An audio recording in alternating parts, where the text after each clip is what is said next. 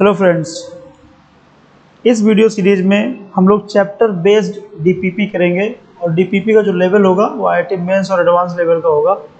अभी फ़िलहाल हमारे पास बाइनोमियल थ्योरम की डीपीपी है, इसको हम सॉल्व करने जा रहे हैं। तो without wasting your time, so let's start with the discussion with the question number 1। The question number 1, right, you are given in the question number 1, if n is the number of irrational terms in the expansion of this, then n minus 1 is divisible by this।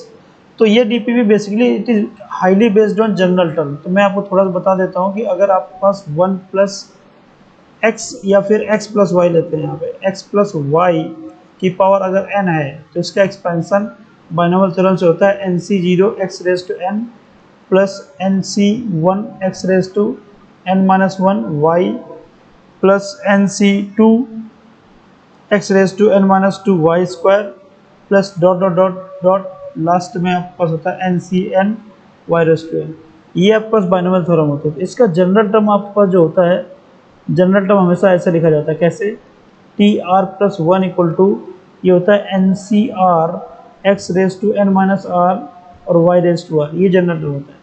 यहाँ पे general term का basically मतलब ये है, इस term की help से इस एक्सपेंशन का कोई भी टर्म आप कैलकुलेट कर सकते हैं। फॉर एग्जांपल, आपको जैसे पहला टर्म चाहिए तो आप आर इक्वल टू 0 रख देंगे, आपको दूसरा टर्म चाहिए तो आर इक्वल टू आप 1 रख देंगे, आपको तीसरा टर्म चाहिए तो आप आर इक्वल टू 2 रख देंगे। तो इसीलिए इसको हम जनरल टर्म कहते हैं।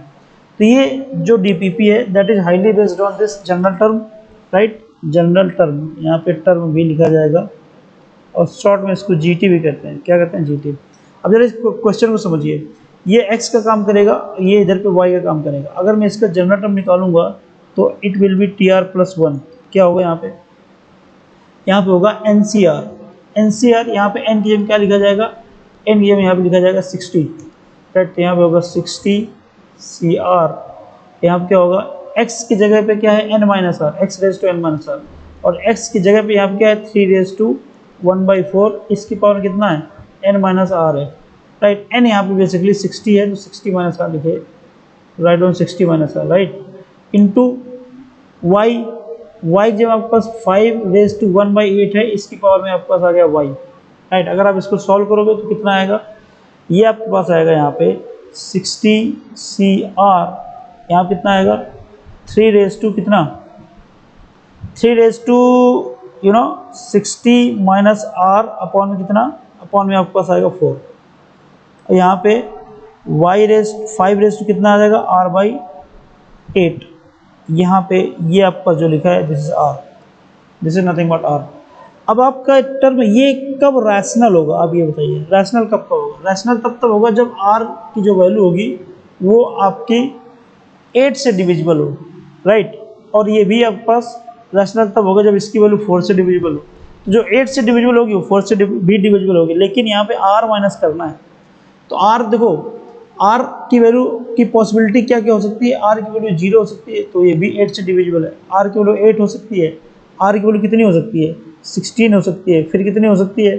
फिर आपके पास 24 हो सकती है, फिर आपके पास 32 हो सकती है, फिर आपके पास कितनी हो सकती है? 40 हो सकती है, फिर आपके पास 48 हो सकती है, फिर आपके पास 56 हो सकती है। इसके बाद अगर जाओगे तो 64 आएगा, लेकिन 64 आप नहीं लेंगे क्योंकि आपकी n की जो वैल्यू है वही 60 है। तो r की वैल्यू कभी भी n से बड़ी नहीं होती है, इसलिए 64 आप नहीं लेंगे। लेकिन आपको देखना ये पड़ेगा, क्या 60 minus R by 4 always divisible by this 4?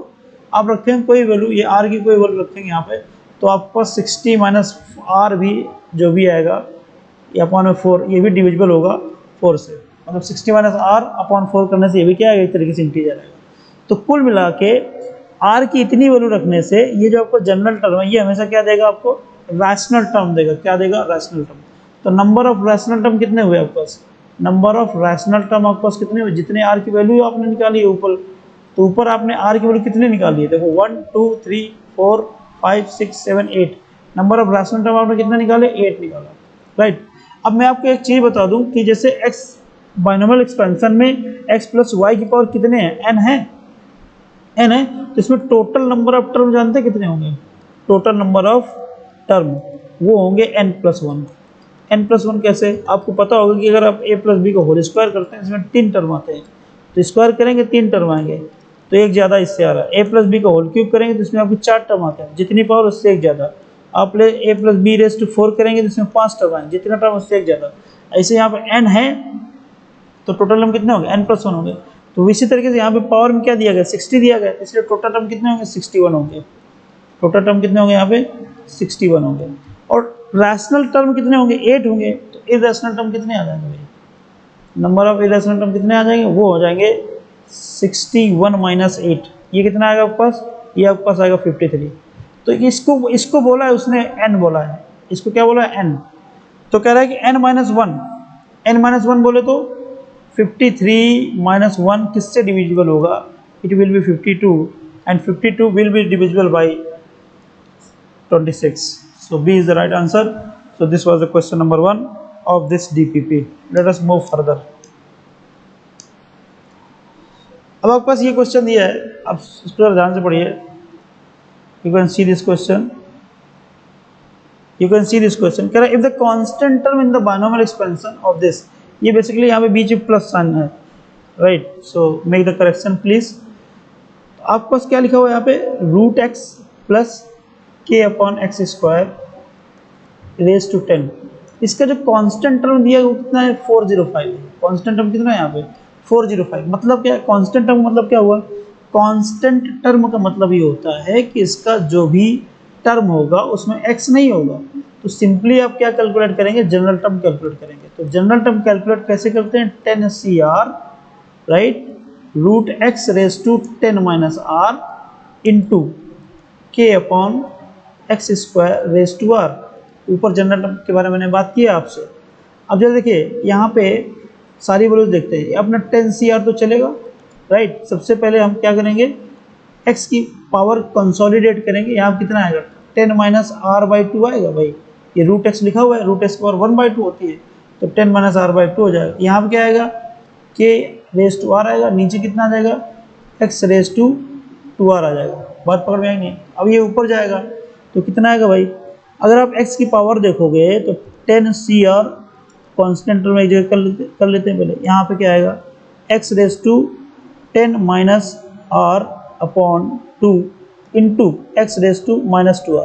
भाई हम x की पावर को ऊपर ले गए, तो इसको सॉल्व करें कितना आएगा, 10 CR के रेज टू आर, यहाँ कितना हो जाएगा, X raise to 10 minus 5r। LCM लेके सॉल्व कर लीजिए, अपॉन 2 आएगा। अब कह रहा है कांस्टेंट टर्म होना चाहिए, मतलब x की जो भी पावर है दैट मस्ट बी 0। तो ये आपके पास 10 minus 5r it must be 0। तो आपके पास r इक्वल टू कितना आ जाएगा, 2 आ जाएगा। अब क्या करेंगे, आपसे कह रहा था कि कांस्टेंट टर्म कितना है, 405 है। तो आप क्या करेंगे, r इक्वल टू 2 आप कहाँ रखेंगे, r इक्वल टू आप यहीं पे रख देंगे। कहाँ पे, यहाँ पे tr plus 1। r equal to 2 रखोगे तो तीसरा टर्म आएगा, वो कितना आएगा आपके पास, 10c3 इंटू के स्क्वायर आ जाएगा। अब क्योंकि यहाँ पे r इक्वल टू 2 रखोगे तो ये वाला टर्म तो आपके पास पावर में 0 हो जाएगा, तो वो 1 हो जाएगा। और ये जो आपके पास वैल्यू है, किसकी वैल्यू, 10c3 के स्क्वायर इक्वल टू आपके पास कितना दिया है, ये आपको दिया है 405। अब आप 10c3 नहीं, 10c2 है बेसिकली, r इक्वल टू आप 2 रख रहे हैं, right. So you have to keep this in mind. You can mistake such kind of, you can commit this kind of mistake. This is 10c2, it is 10c2। अगर आप 10c2 calculate करो तो ये आपके पास आएगा 45। I hope you are aware with the formula 10cr equal to n factorial upon r factorial into n minus r factorial. This is what is the 10cr। तो 10cr अगर आप कैलकुलेट करोगे तो it will give you 45 into K square equal to 405, right. तो K square equal to कितना आ जाएगा, 405 upon 45, so it will give you 9। समझ रहे हैं भाई। तो यहाँ से के की वैल्यू कितनी आ जाएगी, के की वैल्यू आ गई प्लस माइनस 3। तो आपसे पूछा था मॉड ऑफ के कितना होगा, so mod of K will be 3। So answer C is the right answer. I hope you are getting the things properly. Let us move to the question number 3। Question number 3 जरा देखिए, third आपसे कह रहा है यहाँ पे, जरा देखिए क्वेश्चन नंबर 3 थोड़ा सा। पहले आपसे कह रहा है कि for the some positive integer n the coefficient of 3 consecutive term in the binomial expansion, this binomial expansion इसका करना है, उसका रेशियो क्या दिया गया, ये दिया गया। हम तीन कंजक्टिव टर्म कौन कौन से मानेंगे? एक मानेंगे r प्लस 1th टर्म, एक मानेंगे r प्लस 2th टर्म, एक मानेंगे r plus 3th term, right. तो t are plus 1 general term basically क्या होता है आपको पता है, n प्लस 5 सी आर, है ना। जनरल टर्म पीछे मैंने बात किया है। यहाँ पे क्या होगा, x रेज टू होगा r, और आपको सिर्फ कोफिशिएंट की बात कर रहा है, तो इसलिए हम सिर्फ इसकी बात करेंगे। This is what is the something which we need to talk about, right. So we are talking about this one, इसको आप C1 कह लीजिए।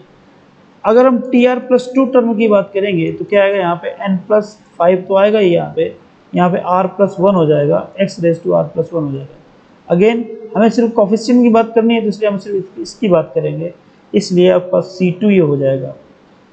And similarly r plus 3rd term, तो क्या है यहाँ पे n plus 5 C R plus 2 हो जाएगा, यहाँ पे x raise to r plus 2 हो जाएगा, इसलिए ये आपके पास क्या आ जाएगा, this will be now C3, it is C3 now. आपको गिवन क्या है, गिवन ये है कि C1 is to C2 is to C3 equals to दिया गया है 5 is to 10 is to 14, right. तो कहने का मतलब क्या दिया गया है, कहने का मतलब ये है कि C1 अपॉन C2 अगर आप देखोगे तो कितना आंसर आता है, वो आता है 5/10, राइट, मतलब 1/2। अब C1 कितना है, C1 जरा ध्यान से देखिए, ये है आपके पास n plus 5 CR upon C2 कितना है, ये आपके पास है n प्लस 5 CR प्लस 1, ध्यान से देखिएगा, R प्लस 1 इक्वल टू 1/2, है ना। जरा थोड़ा PDF गड़बड़ बन गई है, so you please cooperate with me, I will keep it in mind from the next time. So it will be n plus 5 factorial upon r factorial into n plus 5 minus r factorial। Upon क्या आएगा यहाँ पे, ध्यान दीजिएगा जरा, n plus 5 factorial upon r plus 1 factorial इंटू n plus 5 minus r और plus 1, ओ minus r minus 1, because it is n minus r, तो यहाँ पे दोनों ही माइनस हो जाएंगे, फैक्टोरियल इक्वल टू कितना दिया गया है, 1/2, right. That has to be taken care of. अब जरा देखिए इसको कैसे सॉल्व करेंगे। भाई सॉल्व ऐसे होता है कि ये नीचे वाला यहाँ घुस चला जाता है, और ये वाला ये यहाँ वाला बिल्कुल ऊपर चला जाता है। तो मैं इसको यहाँ पे लिखूँगा, ध्यान से देखिएगा बिल्कुल, n प्लस 5 फैक्टोरियल, अब नीचे वाला हम ऊपर ले जा रहे हैं, बिल्कुल बिल्कुल जो नीचे है वो ऊपर चला जाएगा, r प्लस 1 फैक्टोरियल। यहाँ पे आपके पास क्या आएगा, n प्लस 4 आएगा, क्योंकि ये -1 है, यहाँ पे माइंडेबल, यहाँ पे -1 है, -1 है ना। तो n plus 4 minus r factorial यहाँ पे आएगा,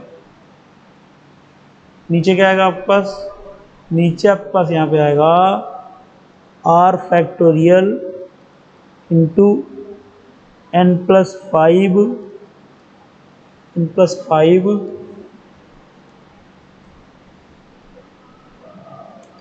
plus 5 minus r factorial into n plus 5, it is just a calculation 1/2। देखो n plus 5 factorial n plus 5 निपट गया। अब जरा देखिए ऊपर जो r plus 1 लिखा हुआ है ना, उसको जानते हो क्या लिखोगे, इसको लिखोगे r plus 1 into r factorial, क्योंकि आप, मैं ये मान के चल रहा हूँ आपको ये बात पता है कि n फैक्टोरियल इक्वल टू क्या होता है, n into n minus 1 factorial. ऐसा मैं आपके मान के चल रहा हूँ, ये बात आपको अच्छे से पता है। तो यहाँ कितना आएगा, ऊपर भी जरा देखिए n plus 4 minus r factorial लिखा हुआ है, नीचे क्या लिखा हुआ है, नीचे r फैक्टोरियल लिखा हुआ है, उसको तो नहीं छेड़ेंगे, और ये क्या आ जाएगा आपके पास, n plus 5 minus r into n, एक कम कर दो, n प्लस 4 कर दो, माइनस r फैक्टोरियल कर दो, इधर पे अपना क्या चलेगा, इधर पे अपना 1/2 चलता रहे। फिर से जरा देखिए ये और ये और ये क्या बचा आपके पास, n plus r plus 1 upon में n plus 5 minus R equals to 1/2। इसको आपको ध्यान में रखना है, बहुत इंपॉर्टेंट चीज़ है ये। हालांकि क्रॉस मल्टीप्लिकेशन करोगे आप, सो क्रॉस मल्टीप्लिकेशन करके आपके पास एक फार्मूला मिलेगा, दैट इज फार्मूला का इक्वेशन मिलेगी n-3r इक्वल टू -3। आप इसको करके देखिए, you will get this equation. अब दूसरा वाला क्या है, दूसरे वाले में क्या दिया गया है, दूसरे वाले में कह रहा है कि C2 है ना, इसको जरा इधर से करते हैं क्योंकि जगह कम है, C2 अपॉन में C3। अब C2 जरा देखिए, C2 अगर आप ऊपर देखोगे तो आप क्या है, देखिए ये बहुत अच्छा तरीका है कि आप अपने पास कॉपी और पेन लेके बैठेंगे तो it will be better for you and there will be better understanding. अगले दो कोफिशिएंट है C2 upon C3, C2 value ये, C3 वैल्यू ये। और यहाँ पे क्या था, पहले वाले में C1 अपॉन C2, यहाँ पे क्या था बेसिकली, यहाँ पे था ऊपर n प्लस 5 CR था, नीचे क्या था n प्लस 5 CR प्लस 1 था। तो जरा देखिए आया क्या आंसर आपके पास, आंसर आपके पास यह है, जो r प्लस 1 है ये ऊपर आ गया, देखो ये वाला r प्लस 1 ऊपर चला गया, और नीचे वाले में क्या हो गया, n प्लस 5 में ऊपर वाला जो r है वो माइनस हो गया। बस यही काम यहाँ पे कर लो, तो यहाँ पे ऊपर क्या चला जाएगा, r प्लस 2 चला जाएगा, r प्लस 2 आ जाएगा ऊपर, अपॉन नीचे क्या आएगा n प्लस 5 में इसको माइनस कर दोगे, ये r प्लस 2 और r प्लस 1 में जो छोटा है, छोटा आपके पास r प्लस 1 है, इसको आप माइनस कर दोगे।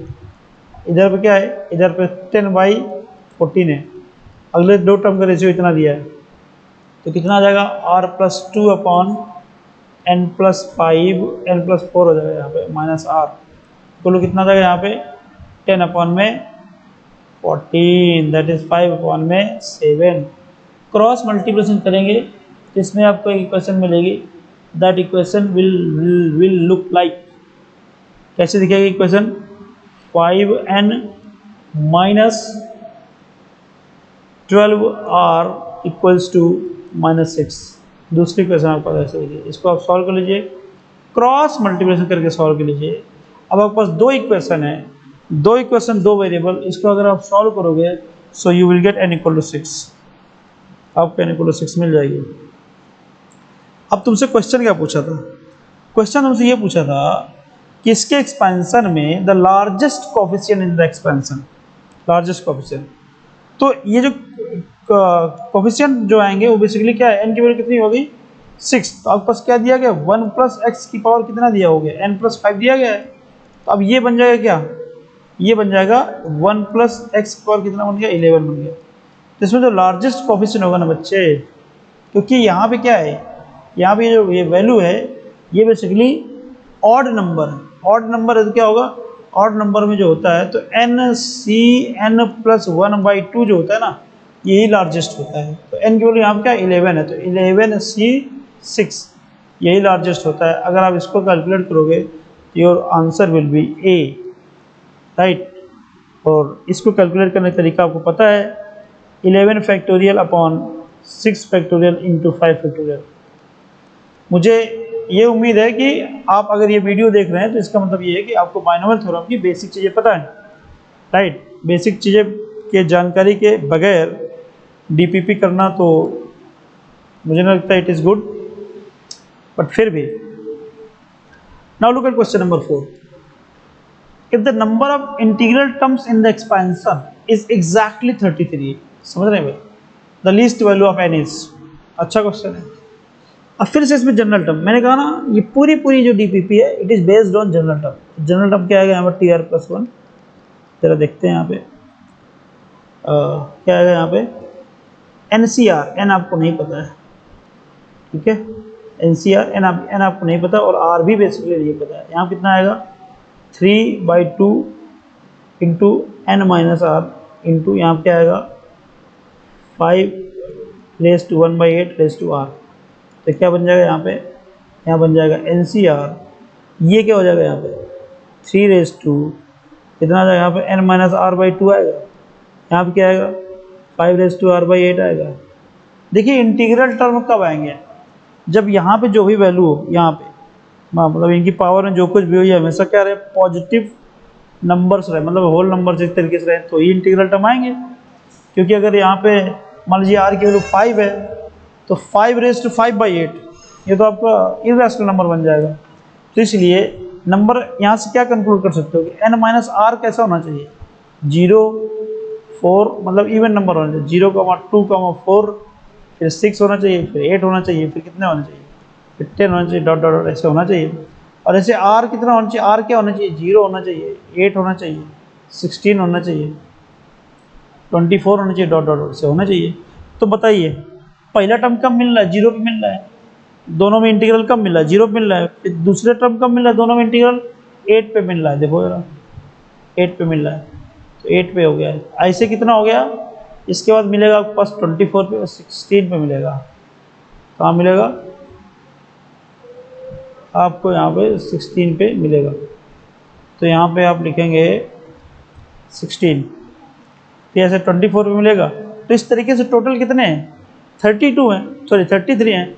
तो आपको निकालना 33rd नंबर पे जो टर्म होगा ना वही n होगा। तो ये आपके पास AP बन रही है, AP में फर्स्ट टर्म आपके पास 0 है, प्लस n माइनस n यहाँ पे 33 है, -1, राइट, और d की वैल्यू यहाँ पे 8 है। तो कितना आ जाएगा यहाँ पे 32 × 8, answer is 256।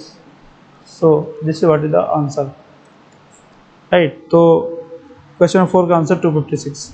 Now let us move to the next question, question number 5।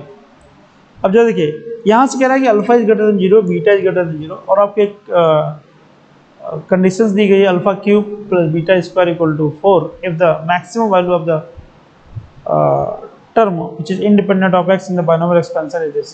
कह रहा है जो इसमें जो इंडिपेंडेंट ऑफ x होगा उसकी मैक्सिमम वैल्यू 10k है, तो k की वैल्यू बताइए, जबकि अल्फा बीटा के बारे में आपके पास ये कह रहा है।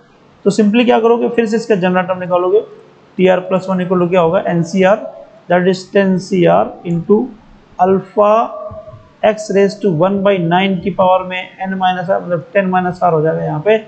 और क्या हो जाएगा, और यहाँ पे होगा β⁻r इंटू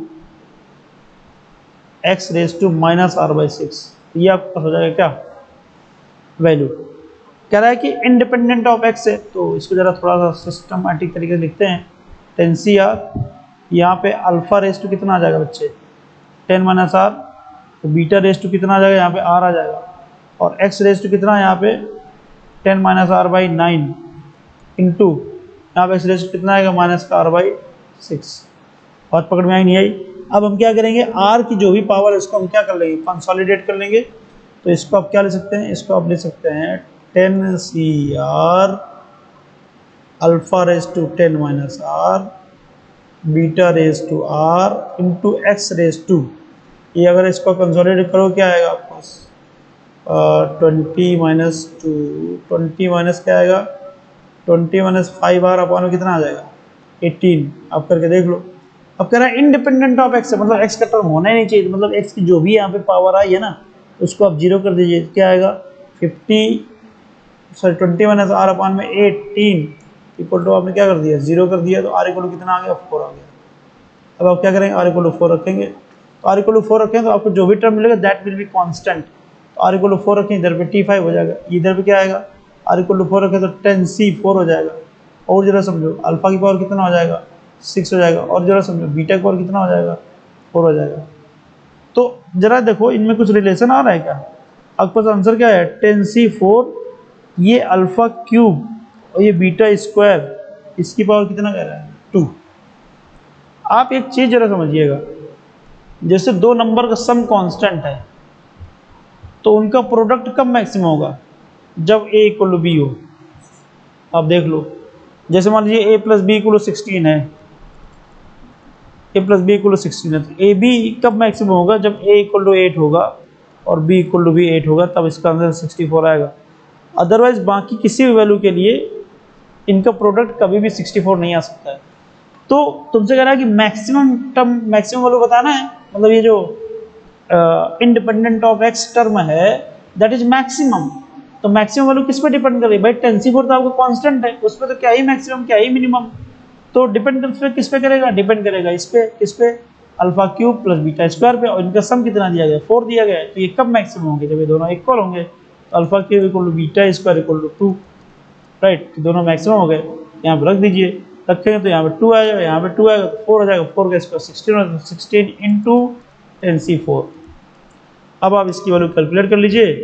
आपको जानते हैं कि 16 इंटू 10c4 कैसे कैलकुलेट करते हैं, 10 फैक्टोरियल अपॉन में 4 factorial into 6 factorial, so it will give you 16 into 10 into 9 into 8 into 7, इसके बाद 6 फैक्टोरियल कैंसिल हो जाएगा, तो 4 into 2 into you know sorry 4 into 3 into 2 into 1, देखो 4 इंटू 3, 4 इंटू 2 जो 8 आएगा, 8 को कैंसिल कर दिया और 3 से कर दिया कैंसिल 9 को, 9 को भी कैंसिल कर दिया 3 को, तो कितना आ जाएगा भाई,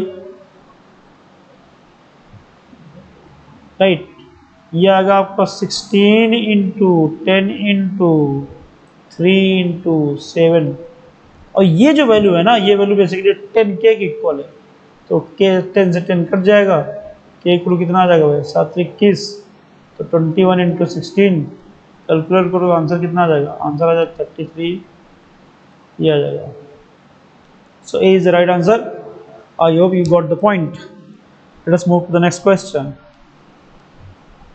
क्वेश्चन नंबर 6। अभी क्या करना है, इसमें कह रहे हैं इसके टर्म में मिडिल टर्म बताना है आपको। मिडिल टर्म क्या होता है, अगर आपका n ऑड है तो मिडिल टर्म क्या होगा, n+1/2, n+3/2, इस नंबर के टर्म क्या होंगे, मिडिल टर्म होंगे। अगर आपका n इवन है, n इज इवन, तो n/2 + 1th टर्म क्या होगा, मिडिल टर्म होगा। This is simple as that. ये जो लिखा है बेसिकली क्या लिखा है, x + 1/x का होल स्क्वायर लिखा है, और होल स्क्वायर लिखा है तो इस पूरे के पावर क्या लिखा हुआ है, n लिखा हुआ है, ठीक है भाई। ये क्या हो जाएगा, x + 1/x की पावर कितना हो जाएगा, 2n हो जाएगा। तो इसका मिडिल टर्म क्या होगा, मिडिल टर्म क्या होगा भैया, आप ये 2n आ गया तो 2n क्या हुआ, पावर हुआ इवन, तो क्या होता है middle term 2n/2 + 1th term, that is n + 1th term क्या होगा, इसका मिडिल टर्म होगा। और वहाँ पे क्या हो जाएगा, ये पावर दोनों की बराबर कैंसिल हो जाएगा, तो मिडिल टर्म जानते हो क्या आएगा, मिडिल टर्म जानते हो क्या आएगा, 2nCn आएगा। अब 2nCn क्या होता है, इसको ओपन कर लीजिए भैया, ये आ जाएगा 2n फैक्टोरियल अपॉन में n factorial into n factorial, तो आंसर कितना आ जाएगा, 2n फैक्टोरियल अपॉन में n फैक्टोरियल को होल स्क्वायर। जरा समझ लो एक बार मिडिल टर्म, मैंने बताया मिडिल टर्म क्या होगा, जनरल टर्म अगर ऑड होगा तो ये होगा, इवन होगा तो ये होगा। देखिए जरा, अगर n ऑड है तो इस तरह से मिडिल टर्म निकलेगा, अगर n इवन है, इवन n आपका अगर इवन है तो ऐसे निकलेगा। तो मिडिल टर्म निकालेंगे इससे, निकालेंगे तो ऐसे, मतलब आपको पता चल गया n + 1th टर्म क्या होगा, मिडिल टर्म होगा।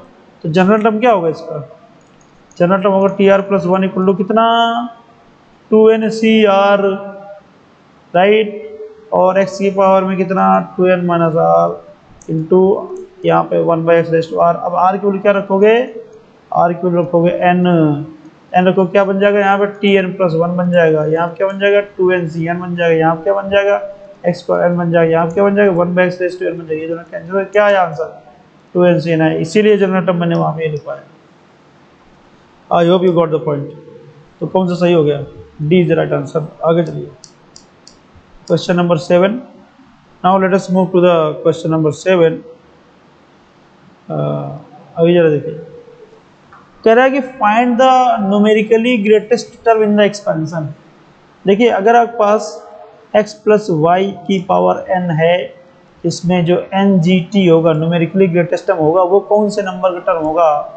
r = यहाँ पे निकालेंगे वैल्यू, तो क्या होगा यहाँ पे, वो होगा n+1 अपॉन में 1 + mod of x/y की पावर x/y, ये होगा। अगर ये आ गया, और r अगर आपका इंटीजर आता है तो rth टर्म और r + 1th टर्म, ये दोनों क्या होंगे, न्यूमेरिकली ग्रेटेस्ट टर्म होंगे इफ r इज इंटीजर। और अगर r इंटीजर नहीं आता है, r फ्रैक्शन में आता है, फॉर एग्जांपल r = 12.23, तो यहाँ पे जो 12th टर्म होगा वही आपका क्या होगा, वही ngt होगा। I hope you are getting the things properly. So अगर यहाँ पे देखेंगे तो r = क्या निकल के आएगा, 11 + 1 अपॉन 1 प्लस x कितना है आपके पास 3 है, अपॉन में 5 इंटू x की वैल्यू कितनी है 1/5, तो 1 ही हो जाएगा बेसिकली। तो आंसर कितना आ जाएगा, यहाँ 4 आएगा। तो आपका जो 4th नंबर का टर्म और 5th नंबर का टर्म दोनों क्या होंगे, एनजीटी होंगे। दोनों क्या होंगे एनजीटी होंगे। और आपको पता है जनरल टर्म कैसे लिखा जाता है, T R plus one equal कैसे लिखा जाता है भैया, वो लिखा जाता है एनसीआर बटे 11 CR। समझ रहे हैं भाई, 11 CR यहाँ कितना आएगा, यहाँ पे आपके पास आएगा 3 रेज टू कितना 11 minus r into -5x raise to कितना आर। अब आर की वैल्यू क्या रखोगे, यहाँ पे रखोगे 3। क्यों 3 रखोगे, क्योंकि आपको निकालना फोर्थ टर्म है, तो जिस नंबर का टर्म निकालते हैं उससे एक कम रखते हैं, तो ये फोर्थ टर्म हो जाएगा यहाँ पे 11C3 हो जाएगा यहाँ पे। और यहाँ पे जब आर की वैल्यू आपने रखा क्या 2, तो 3 की पावर 9 हो जाएगा। बहुत सही, 3 की पावर 9 आ रहा है यहाँ पे। आर की जब 2 रखोगे और एक्स वैल्यू रखना है 1/5, तो ये तो हमेशा 1 ही हो जाएगा, कोई दिक्कत वाली बात नहीं है। 11C3 कैलकुलेट कर लीजिए, बस काम हो गया आपके पास। 11C3 कितना आएगा बच्चे, 11 इंटू 10 इंटू 9 और अपान में 8 फैक्टोरियल कट जाएगा यहाँ पे 3 फैक्टोरियल आएगा, 3 into 2 into 1 into 10 3 raise to 9। ओ भाई अभी कितना है ये यहाँ पे भैया, मैंने r इक्वल टू 3 नहीं रखा, रखा है 2। अब मुझे ये समझ में नहीं आता कि why I am making this kind of mistake again and again. I have put 2 not 3, तो यहाँ पे ये वाला 3 नहीं होगा, सिर्फ 2 होगा। अभी जरा देखिए ये कितना आएगा बच्चे, 2 आएगा, तो इसके बाद जो 9 फैक्टोरियल आएगा वो कट जाएगा, क्योंकि यहाँ पे 8 फैक्टोरियल ये भी कट जाएगा, तो ये कितना आ जाएगा करोगे तो 55 आ जाएगा। 55 इंटू 3 रेज टू 9, तो कौन सा आंसर सही हो रहा है, a is the right answer. So this is how we discussed this question, let us move ahead. देखिए कह रहा है in the expansion of this, कह रहा है 7th from the beginning 7th from the end. वाह, का रेशियो कितना दिया गया है, ये दिया गया है n 1/6 दिया गया, तो n की वैल्यू बताइए। तो सिंपली क्या करना है आपको, 7th फ्रॉम बिगिनिंग निकालने के लिए आप r की वैल्यू 6 रखोगे, तो 7th फ्रॉम बिगिनिंग निकालने के लिए r की वैल्यू 6 रखोगे। एक चीज़ जरा रखिए, 7th फ्रॉम बिगिनिंग निकाल रहे हैं हम लोग, किसका 3√2 upon, sorry it's not 3√2, it's cube root 2, mind well, it is cube root 2, cube root 2, cube root 2 plus 1 by cube root 3 की power n। 7th from the beginning, इसलिए जनरल टर्म में जो r की वैल्यू रखेंगे वो 6 रखेंगे, यहाँ पे NC6 हो जाएगा, NC6 यहाँ पे क्या हो जाएगा 3 cube root of cube root 2, यहाँ पे n-6 हो जाएगा। यहाँ पे क्या हो जाएगा भाई, यहाँ पे हो जाएगा 1/3√3 की पावर कितना 3√3 क्यूब रूट 3, ये माइंड वेल क्यूब रूट 3 की बात हो रही है भाई। Do not have this kind of confusion, it is talking about cube root of 3, इसकी पावर कितना आएगा 6 आएगा। ये तो हो गया फ्रॉम द बिगिनिंग। अब फ्रॉम द लास्ट निकालने के लिए क्या करना चाहिए, उसके लिए टेक्निक यह है कि इसकी जगह बदल दो, मतलब 1/3√3 sorry cube root 3 plus cube root of 2 की पावर n कर लो। अब देखो मैंने लास्ट जगह बदल दिया। अब आप शुरू से ही 7th टर्म निकाल लो, कोई दिक्कत वाली बात नहीं, ठीक है। तो शुरू से 7th टर्म क्या आ जाएगा यहाँ पे, है ना, तो वही फिर से NC6 आ जाएगा। यहाँ कितना आ जाएगा, यहाँ 1 अपान में क्यूब रूट ऑफ 3 की पावर कितना n-6 हो जाएगा, इंटू कितना क्यूब रूट ऑफ 2 की पावर 6 हो जाएगा यहाँ। अब इन दोनों का रेशियो कितना दिया गया, वो दिया गया तुमको 1/6। बहुत सही, इसको आप मान लीजिए C1, इसको मान लीजिए आप C2। तो आपको क्या दिया गया है, आपको दिया गया यहाँ पर C1 अपान में C2। तो C1 कितना है यहाँ पे, C1 में जरा देखिए ये कट जाएगा, क्या NC6 यहाँ पे आ रहा है, NC से ये कट जाएगा, है ना। C1 में क्या आ रहा है जरा देखना ध्यान से, क्यूब रूट ऑफ 2 की पावर n-6 इंटू 1 अपॉन, है ना, नीचे ही कर लो इसको, क्यूब रूट ऑफ 3 की पावर 6, समझते चलना इस बात पे जरा। अपॉन में C2 कितना आ रहा है, C2 दिया आ रहा है। C2 में क्या होगा ना भाई, ये अपॉन में करोगे तो ये अपॉन में तो नीचे वाला ये इस नीचे रह जाएगा, क्या क्यूब रूट ऑफ 2 की पावर में 6 ये नीचे रह जाएगा और ये ऊपर चला जाएगा, क्या क्यूब रूट ऑफ 3 की पावर n-6 ऊपर चला जाएगा। अब ये जो वैल्यू दी गई ये 1/6 दी गई, जरा इसको थोड़ा सा हैंडल करते हैं। ये जो क्यूब रूट ऑफ 3 लिखा है इसकी पावर 6 लिखा है, बेसिकली ये 9 लिखा है और ये बेसिकली 4 लिखा हुआ है। बहुत सही। तो नीचे आ गया 9 into 4। I hope you are getting the things. भैया आपके पास लिखा है क्यूब रूट ऑफ 3 की पावर 6, तो इसको क्या ले सकते हैं, इसको ले सकते हैं 3 की पावर में 1/3 और इसकी पावर में 6, तो इसको क्या ले सकते हैं 3 की पावर में 6/3, इसको क्या ले सकते हैं 3 की पावर 2, इसको क्या ले सकते हैं 9। ये हो गया 9, ये 9 दिया गया, ऐसे ये 4 दिया गया। ऊपर जो कुछ भी लिखा हुआ है पावर में क्या लिखा है अपना, पावर में लिखा है n-6, तो सभी का पावर अलग कर दिया। और अंदर भी क्या है, तो अंदर बन जाएगा बेसिकली ये बन जाएगा 6⁻n-6 की पावर बाई 3, ये बन जाएगा। इक्वल टू क्या दिया गया, ये दिया गया था 1/6। मुझे लगता है सब समझ में आ रहा है क्या, आ रहा है, आ रहा है, आ रहा है, आ रहा है, ठीक। तो 6 की पावर कितना आ जाएगा यहाँ पे, n-6/3 इक्वल टू इधर भी क्या आ जाएगा, ये 36 हो जाएगा, ये उधर जाएगा तो 6 आएगा, ये 6 की पावर 1 है, समझे।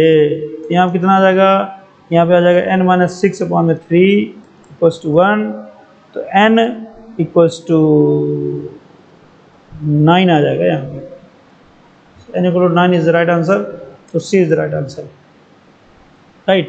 So we have explained so far, how many questions, which question it was question number 8. So for today's lecture we will it is sufficient. We will continue in the next lecture. See you in the next video. And one request, if at all it helps you in any manner, so please subscribe my channel. See you in the next video.